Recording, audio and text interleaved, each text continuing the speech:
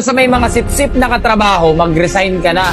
Bilang empleyado, ang nais mo lang naman ay kumita ng pera para sa pamilya. Susunod ka hanggat kaya. Susundin ang utos ng boss at yung mga trabahong nakatoka sa'yo.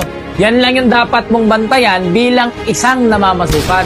Ngunit sa realidad, may malaking stress na nag-aantay sa'yo doon sa workplace mo. May mga tao kasing literal na pinaglihi sa linta na kung umasta, daig pa yung boss ng kumpanya.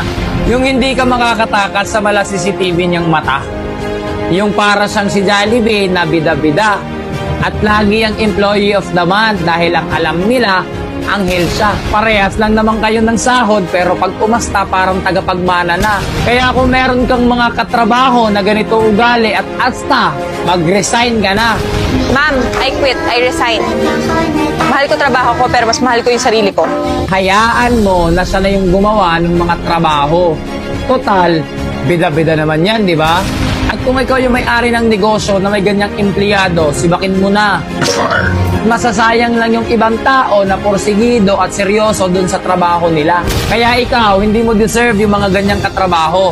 Dahil sila lang yung uubos ng pasensya mo at pag di mo na natansya, ikaw pa yung magiging masama.